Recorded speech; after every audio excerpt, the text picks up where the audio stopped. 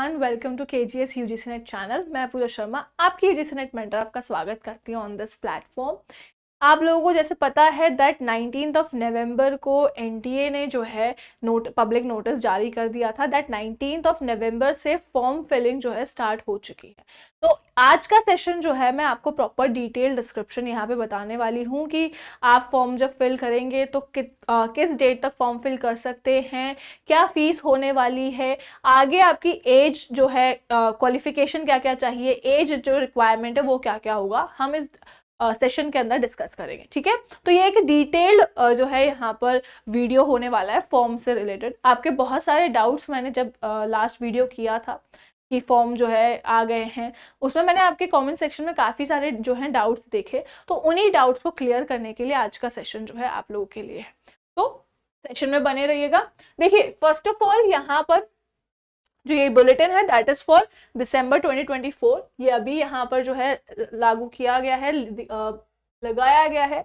अब इसमें देखिए, स्टार्ट करते हैं विद द डेट, फी और एप्लीकेशन प्रोसीजर क्या होने वाला है आपका। ऑनलाइन रजिस्ट्रेशन जो है 19 नवंबर से लेके आपके 10 दिसंबर तक यहाँ पर की जाएगी। ठीक है, आपके 19 दिसंबर से 10 दिसंबर 2024 आप यहाँ पे फॉर्म फिल कर सकते हो। आपकी फीस पे करने की लास्ट डेट है दैट इज 11 दिसंबर 2024। उसके बाद फॉर्म फिलिंग के बाद यहाँ पे आपको जो है करेक्शन के लिए टाइम दिया जाता है, जो कि आपको उस नोटिस में दिया है दैट करेक्शन आप कर सकते हो 12 दिसंबर एंड 13 दिसंबर को। फीस यहाँ बताई गई है।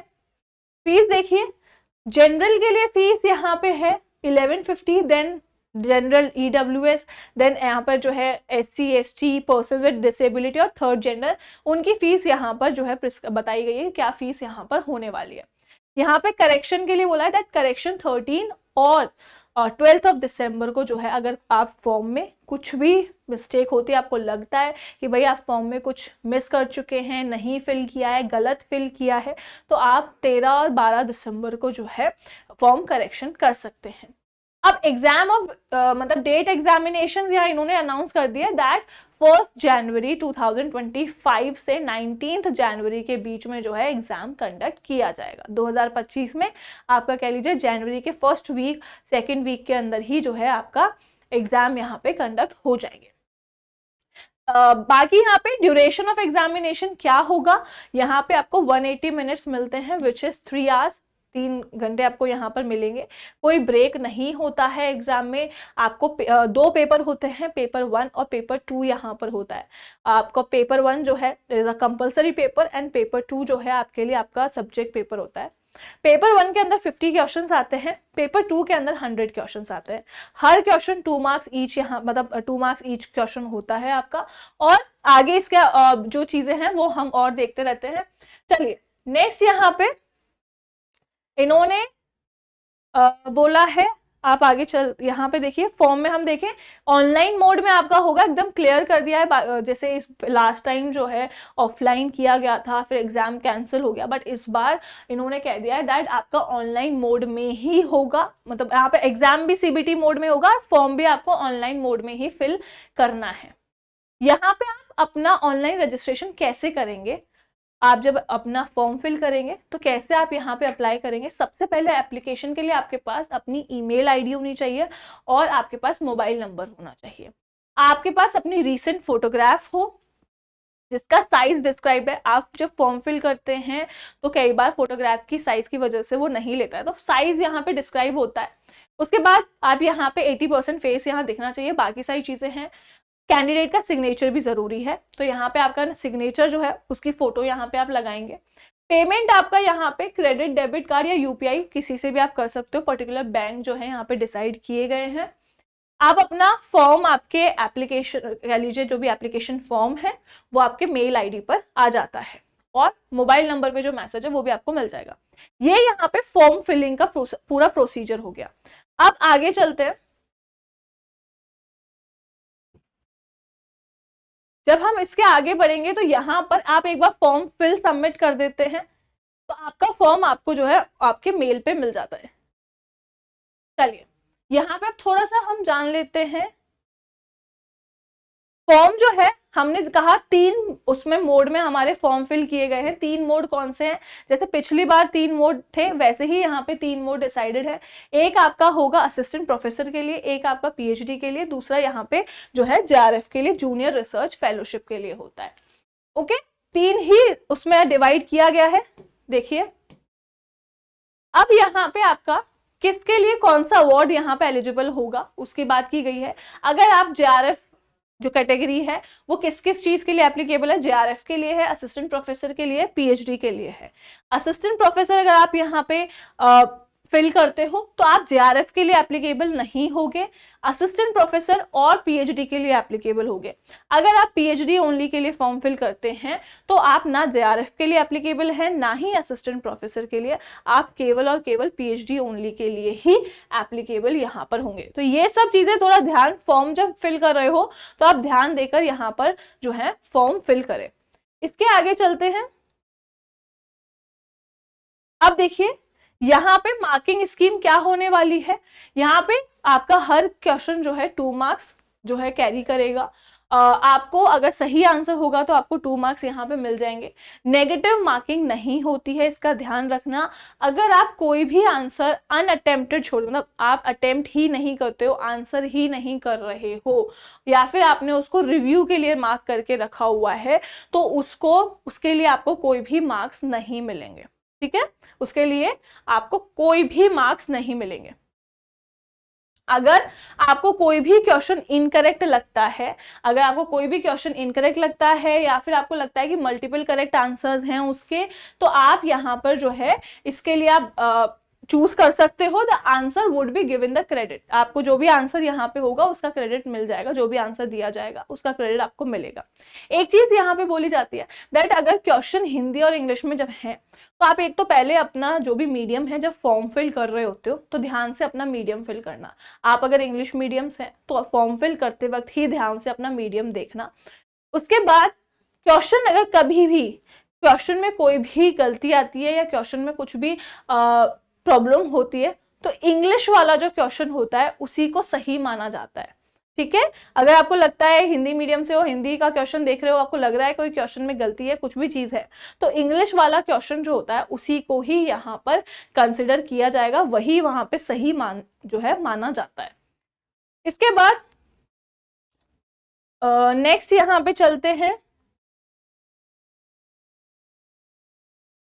देखिए अब हम यहाँ आते हैं, काफी सारे यहाँ पे बच्चों के डाउट रहते हैं कि भाई क्या हमारी एलिजिबिलिटी यहाँ पे क्या होगी।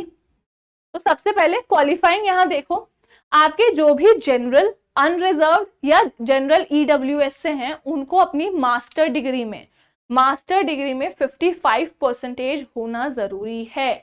यहाँ पे इन्होंने कहा है एटलीस्ट 55% मार्क्स आपके होने चाहिए राउंड ऑफ करके। ठीक है, सॉरी विदाउट राउंड ऑफ किए बिना। उसके बाद अब यहाँ पे इन्होंने कहा देन बोलते हैं अदर जितने भी अदर बैकवर्ड क्लासेस हैं या फिर नॉन क्रीमी लेयर है, SC ST या पर्सन विद डिसेबिलिटी या थर्ड जेंडर, उनके लिए 50% मार्क्स की जरूरत है विदाउट राउंडिंग ऑफ। 50% मार्क्स यानी कि 5% के आपको यहाँ पे जो है छूट मिली हुई है। कैंडिडेट जो मास्टर डिग्री परस्यू कर रहे हैं, कैंडिडेट जो मास्टर डिग्री परस्यू अभी कर रहे हैं, जिनकी कंप्लीट नहीं हुई है या फिर आप कहो फाइनल ईयर में है, वो लोग अपीयर हो सकते हैं टेस्ट के अंदर। वो लोग क्या कर सकते हैं, आपका अपीयर हो सकते हैं। However such candidate will be admitted provisionally shall be considered eligible for JRF only after they have passed the master degree।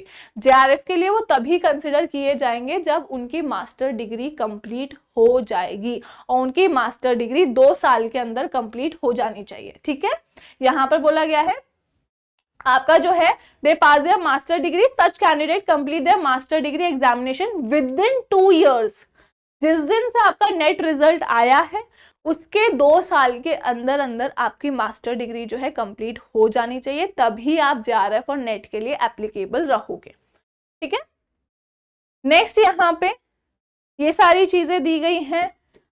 PhD degree holders की बात, अगर कोई भी पर्सन पीएचडी डिग्री होल्डर है और वो यहाँ पर अगर नेट के लिए अप्लाई कर रहा है तो उनको 5% का रिलैक्सेशन दिया गया है। उनको 55% की जगह पे 50% पास होना जरूरी है नेट क्वालिफाई करने के लिए। देन ये सेमेस्टर यहाँ पे अप्लाई कर दिया था, जो भी 4 ईयर या 8 सेमेस्टर बैचलर डिग्री यहाँ पर ले रहे हैं वो भी यहाँ पर जो है 75% मार्क्स एग्रीगेट उनका होना चाहिए, वो नेट के लिए यहाँ पर अप्लाई कर सकते हैं। ये चीज यहाँ पे हमारा जो है एप्लीकेबिलिटी पता चल गई कि कौन कौन यहाँ पे एप्लीकेबल होगा। यहाँ पे एलिजिबिलिटी फॉर असिस्टेंट प्रोफेसर भी सेम दे रखा है, दैट नेट सेट स्लेट जो यहाँ पे shall remain the minimum eligibility for recruitment assistant professors के लिए। अगर आपको असिस्टेंट प्रोफेसर के लिए अप्लाई करना है किसी भी कॉलेज के अंदर तो आपका नेट सेट या स्लेट यहाँ पर होना चाहिए। सेट जिसने यहाँ पर पास किया है, जो सेट कैंडिडेट्स हैं वो अब असिस्टेंट प्रोफेसर के लिए अप्लाई कर सकते हैं, उनको नेट से एग्जाम किया जाएगा। अब देखिए काफी डाउट रहता है कि एज रिलैक्सेशन या फिर कहें कि एज लिमिट कितनी है, एज लिमिट कितनी है वो यहाँ पे देखिए। जेआरएफ के लिए आपकी एज जो है 30 इयर्स से ज्यादा नहीं होनी चाहिए। आप यहाँ पे अगर 30 इयर्स के हैं या 30 से अबव हैं तो आप जेआरएफ के लिए अप्लाई नहीं कर सकते हो, जेआरएफ के लिए फॉर्म फिल नहीं कर सकते हैं। यहाँ पे कब, 1 जनवरी 2025 को, 1 जनवरी 2025 को अगर आप 30 से ज्यादा हैं तो आप जेआरएफ के लिए अप्लाई नहीं कर सकते हैं। अब किस किस को यहाँ पे 5 साल का रिलैक्सेशन मिला है? यहाँ पे 5 साल का रिलैक्सेशन मिला है SC, ST, PWD, third gender और विमेन एप्लीकेंट्स को भी। जो विमेन एप्लीकेंट्स हैं उनको भी यहाँ पे 5 साल का जो है कह लीजिए रिलैक्सेशन मिला हुआ है। देन यहाँ पे असिस्टेंट प्रोफेसर के लिए और पीएचडी के लिए कोई भी अपर एज लिमिट नहीं है। यहाँ पे आपका केवल जेआरएफ के लिए जो है डिसाइड किया गया है, वो भी आप कह लीजिए जनरल, आप ओबीसी, ईडब्ल्यूएस के लिए है। उसमें से भी विमेन्स जो है उनको 5 साल की जो है आपको रिलैक्सेशन दी गई है। असिस्टेंट प्रोफेसर और पीएचडी एडमिशन के लिए कोई भी अपर एज लिमिट गिवन नहीं है। अब यहाँ पे ये सारा जो है हमारा फिजिकल उसका है। रिजर्वेशन की बात है, रिजर्वेशन किसको कितना रिजर्वेशन दिया गया है सीट्स में। देन यहाँ पे सेंटर्स वगैरह आपके सारे जो है बता दिए गए हैं, सब्जेक्ट्स यहाँ पे बता दिए गए हैं कि कौन कौन सा सब्जेक्ट आपका यहाँ पे होने वाला है। सबकी इंफॉर्मेशन यहाँ दी गई है कि आप किस सब्जेक्ट में कितने परसेंटेज से जो है अप्लाई कर सकते हो। तो यहाँ पे आपके फॉर्म फिलिंग के बारे में सारी इंफॉर्मेशन मैंने यहाँ दे दी है। आपका यहाँ पर एलिजिबिलिटी क्या हो सकती है, एज रिजर्वेशन की बात यहाँ हो गई, एज लिमिट जो है वो कितनी है। इफ अगर आपको और भी कोई डाउट है तो आप कमेंट सेक्शन में पूछ सकते हैं। बाकी आपको ये जो इन्फॉर्मेशन बुलेटिन है वो एनटीए की साइट पे मिल जाएगा। आप अपने सब्जेक्ट के अनुसार जो भी सब्जेक्ट है उसके अकॉर्डिंग अपनी चीज़ें जो हैं देख सकते हो। एक चीज़ यहाँ पर ये, जब भी आप जो भी आप फॉर्म फिल करेंगे वो आपका उसी सब्जेक्ट से आपकी जो है पोस्ट ग्रेजुएशन होनी चाहिए। इफ अगर आप कॉमर्स के लिए कर रहे हो तो आपकी post graduation should be from commerce. ये चीज़ यहाँ पर आप ध्यान रखिएगा कि आप प्रेफर करें कि आपका इसी तरह से आपका जो है फॉर्म फिलिंग होनी चाहिए, ठीक है। क्योंकि प्रॉब्लम आती है आगे जाके कि आप कभी अगर असिस्टेंट प्रोफेसर के लिए अप्लाई करते हो, आपने अपना पोस्ट ग्रेजुएशन किसी और सब्जेक्ट से किया है लेकिन नेट किसी और सब्जेक्ट से क्वालिफाइड है, तो फिर वहां पे प्रॉब्लम जो है क्रिएट हो जाती है। तो जब फॉर्म फिल करते हो तो ये चीजें ध्यान में रखना, ठीक है। तो चलिए आज का सेशन जो है हम यहीं पे एंड करते हैं। आई होप कि आपके डाउट्स यहाँ पे क्लियर होंगे और जिन्होंने अपने फॉर्म फिल कर दिए हैं that is well and good. लेकिन अब जो फॉर्म फिल करेंगे तो कुछ चीज़ों का जो है यहाँ पर ध्यान रख के फॉर्म फिल कीजिएगा। तो यहाँ पे मिलते हैं फिर नेक्स्ट सेशन में with the next information. Till then thank you so much, take care, goodbye all of you.